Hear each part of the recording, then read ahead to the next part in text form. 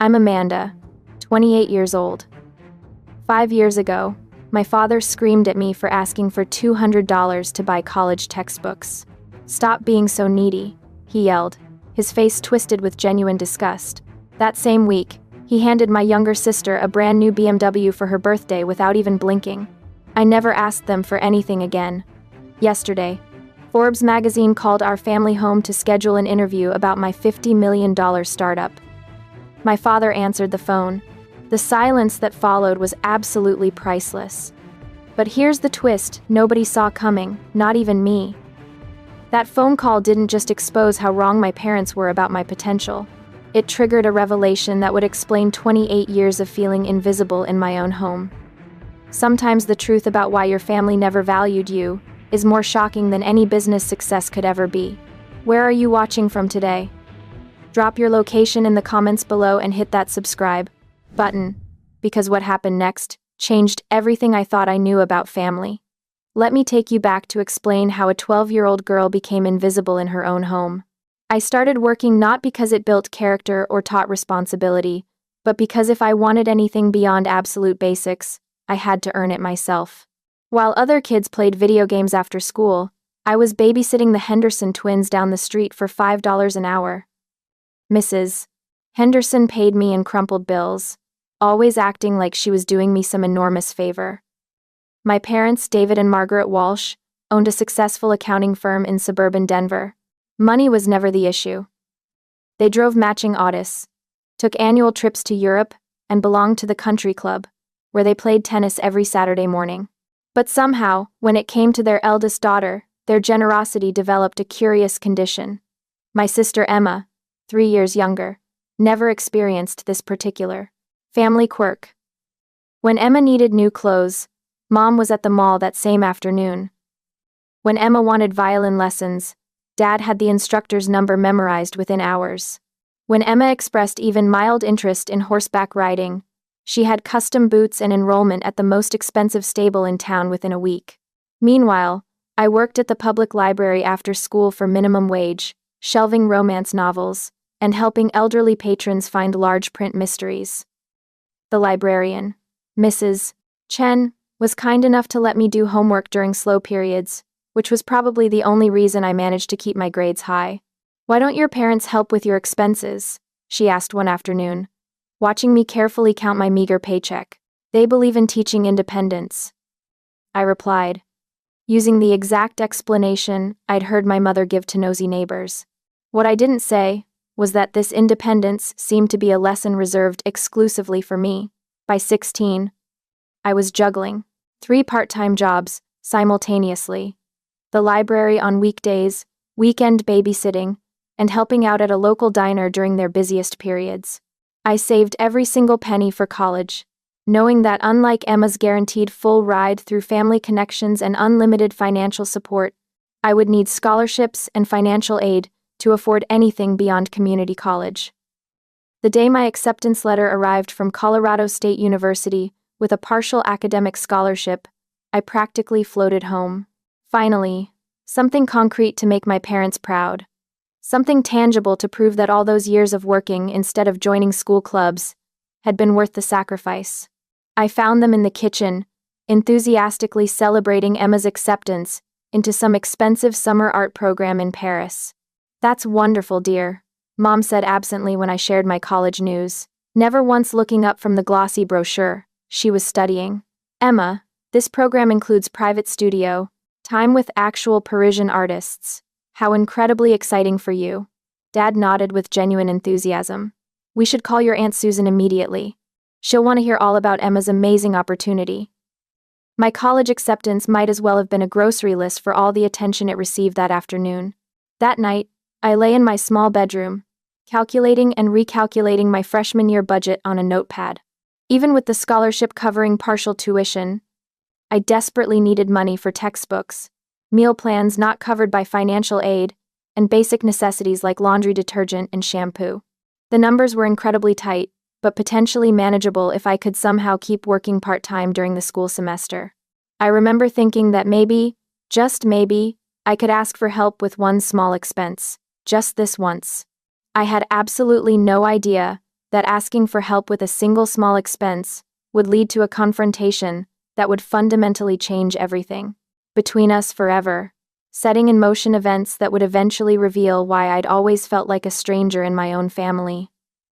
The conversation that changed my life happened on a Tuesday evening in late July. I'd spent the entire day working a double shift at the diner, my feet aching terribly and my uniform reeking of French fry oil and stale coffee. Emma was upstairs enthusiastically packing for her art program in France, calling down periodically to ask Mom which designer clothes she should bring for meeting important artists. I found my parents in Dad's home office, surrounded by bank statements and impressive investment portfolios. They looked prosperous and content, the absolute picture of American success. This felt like my chance to ask for help with something completely reasonable, something genuinely small. Dad, I've been going over my college budget carefully. I began, my voice steady despite my heart racing. I've saved enough for tuition and room and board, but I'm about $200 short for required textbooks this semester. I was wondering if maybe you could help me out just this once. The silence that followed stretched uncomfortably long, filling the room like heavy fog. Dad looked up slowly from his paperwork, his expression shifting from mild attention to something harder and colder. $200 for books, he asked, as if I'd just requested funding for a luxury European vacation. Yes, for my core required classes. I already checked with the university bookstore, and that's the absolute minimum. I'll need even buying used copies. Mom glanced between us nervously, her mouth pulling into that thin, disapproving line I'd learned meant serious trouble. Amanda, we've been extremely clear about our expectations regarding your education. You received a scholarship, which is certainly wonderful, but the rest is entirely your responsibility. I understand that completely, but it's literally just $200. I'll pay you back as soon as I can possibly pick up more hours at work. Dad's response hit like a physical blow to my chest. Stop being so needy, Amanda. You're constantly coming to us with your hand out like some beggar. When are you finally going to learn to handle things yourself like an adult? Needy. The word echoed viciously in my mind, as I stared at my father in complete disbelief. This from the man who had just spent $3,000 on Emma's art program without a single hesitation. The man who had bought her a brand new car last month, simply because she casually mentioned that walking to her summer job was slightly inconvenient. I work 30 hours a week minimum, I said quietly, fighting to keep my voice level. I've been working consistently since I was 12 years old. I save every single penny. This is literally the first time I've ever asked for any financial help with anything school-related. And that's exactly precisely why you should have planned better. Mom chimed in with that cold tone. If you knew you needed money for books, you should have simply saved more in advance. The logic was so twisted and absurd it almost made me laugh. Almost. Instead, I felt something cold and absolutely final settle deep in my chest. A door closing permanently that would never open again. You're absolutely right, I said, my voice calmer than I actually felt inside. I should have planned better. I should have planned for having parents who'd spend more on my sister's art supplies than they'd even consider spending on my basic education. Dad's face flushed, an angry red. Don't you dare take that disrespectful tone with us. Emma has genuine talent that deserves serious investment. She has real potential. And there it was, finally. The truth they'd never quite said out loud before. Emma had potential. I was just needy. I see, I said simply, backing slowly toward the door. Well, I'll figure it out myself somehow. I always do. As I climbed the stairs, I could hear Emma laughing on the phone with one of her friends, describing the incredible art studios she'd soon be working in. I passed her open doorway and saw those new BMW keys glinting on her dresser, right next to the credit card Dad had given her for emergencies during her trip.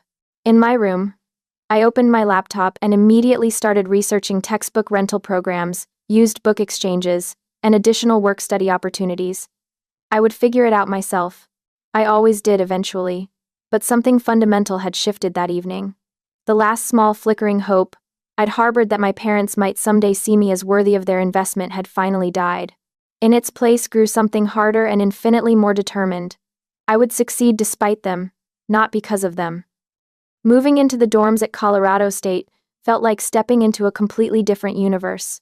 For the first time in my entire life, I was surrounded by people who didn't know my complicated family dynamics, to my roommate, Jessica, and the other students on our floor.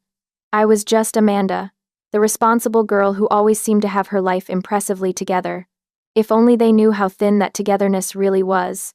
I'd managed to solve the textbook crisis through pure resourcefulness and stubborn determination. I found a work-study position in the campus bookstore that came with a small employee discount, rented the most expensive required books, bought the cheapest ones used online, and convinced 2 professors to let me borrow copies from the library reserve section. It took weeks of careful planning and meticulous budgeting, but I'd done it without asking my parents for a single penny. That's how I met Marcus, Tyler, and Sarah. We were all in Professor Henderson's entrepreneurship class, randomly assigned to the same group project. Our assignment was developing a business plan for a hypothetical company, but Marcus had bigger ideas. "Why make it hypothetical?" he asked during our first meeting. "What if we actually tried to build something real?" Tyler, a computer science major, nodded enthusiastically. "I've been working on this app idea for tracking and optimizing study habits. Nothing like it currently exists in the market." Sarah, majoring in marketing, pulled out a notebook already filled with ideas. "Student productivity is a massive market, especially if we can make it affordable and user-friendly." I found myself leaning forward, genuinely excited. What if we expanded beyond just study habits? Time management, goal setting, productivity tracking for students and young professionals. By semester's end, our hypothetical business plan had transformed into a real working prototype, and our friendship had evolved into a genuine partnership. College flew by in an intense blur of late-night coding sessions, business plan revisions, and increasingly successful beta tests. By senior year, Momentum wasn't just a student project anymore. We had real users, actual revenue, and the kind of growth metrics that made investors take serious notice. Meanwhile, my relationship with my actual family was deteriorating into a series of increasingly awkward monthly phone calls and painful dinner visits. During one particularly tense dinner, Dad spent 20 minutes explaining his new client's complex tax situation, clearly expecting everyone to find it absolutely fascinating. When he finally finished, I mentioned we'd just hired a former Google executive as our head of operations. "That's nice," Mom said absently, already turning to Emma. "Tell us more about your graduate school internship applications." The contrast became so absurd, it was almost funny. Almost. After graduation, as Momentum grew from a promising startup to a genuine success story, my family's response remained frustratingly consistent. I'd share milestones that genuinely excited me, reaching significant user numbers, closing important partnerships, hiring our first employees, but their reactions never evolved beyond polite disinterest. Meanwhile, Emma's graduate school updates were met with detailed questions and enthusiastic support. By year 3 post-graduation, Momentum had evolved beyond anything we'd imagined. We'd raised 2 funding rounds, expanded our team to 30 employees, and our platform was being used by over 2 million students and young professionals worldwide. I'd moved into a sleek downtown Denver apartment, finally able to afford the life I'd always imagined. But success was a lonely thing when the people who should be proudest remained stubbornly unimpressed. The call came on a Tuesday morning in March. I was reviewing quarterly projections with my team when my assistant knocked. "Amanda, there's someone from Forbes magazine online too. Says it's regarding an interview." My team looked up with genuine excitement. Sarah actually clapped her hands. "Forbes, Amanda? That's absolutely huge. Ms. Walsh. This is Jennifer Martinez from Forbes," the voice said. "We're working on a feature about innovative young entrepreneurs, and your company Momentum has caught our attention. We'd like to schedule an interview about your journey building a $50 million startup." $50 million. The acquisition offers we'd been considering had somehow leaked. "Cover story," I announced when I returned to the conference room, and everyone erupted in cheers. I decided not to tell my parents about the interview ahead of time. I wanted their reaction to be completely genuine, unfiltered by expectations. But the call I'd been expecting to make never happened. Instead, it came to them. The phone rang at 3:47 on a Thursday afternoon. I know the exact time, because I was staring at my phone when Dad's name appeared. He never called during business hours. Never. "Amanda," His voice sounded strange and tight. A woman from Forbes magazine just called here looking for you. Said something about scheduling an interview about your $50 million startup. The silence stretched between us. Is that real? He asked finally. Such a simple question. As if 5 years of building and succeeding had been some elaborate fantasy. Yes, Dad. It's real. More silence. 50 million. His voice was barely above a whisper. The acquisition offers. We're considering. Yes. Margaret. Dad called out, his hand muffling the phone. When he came back, his voice was different. Louder. More animated. Amanda. Why didn't you tell us? How long has your company been worth this much? Actually, Dad, I've been trying to tell you for years. Every family dinner, every phone call, you always seemed more interested in Emma's coursework. That's different, he started, then trailed off, probably realizing he was about to reveal exactly why I'd stopped sharing with them. Saturday arrived with crisp autumn weather. They'd made reservations at Romanos, where we'd celebrated every major family milestone. Dinner started exactly how I'd always hoped. They asked detailed questions about Momentum's growth, our user base, our revenue. I found myself sharing stories I'd never told them. Then Dad set down his wine glass. We need to talk about next steps.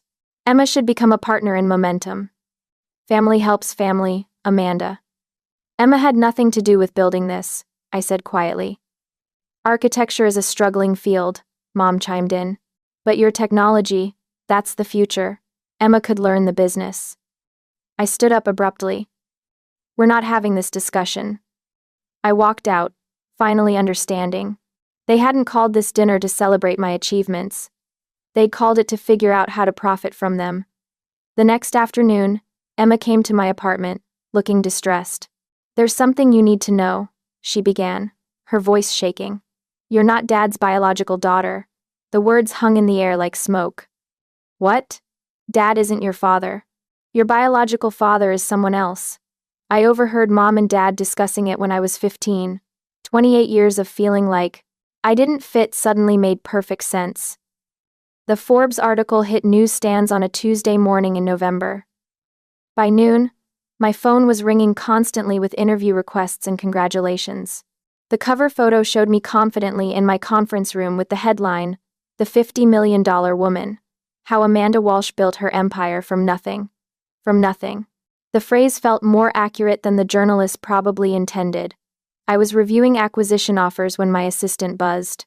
Amanda, there's a gentleman on line 3 who says he's your father, but not the father who's been calling all week. Did he give a name? Thomas Bradley. He says he read your Forbes interview and needs to speak with you. With shaking hands, I picked up the phone. This is Amanda. Amanda. The voice was warm and slightly nervous. My name is Thomas Bradley.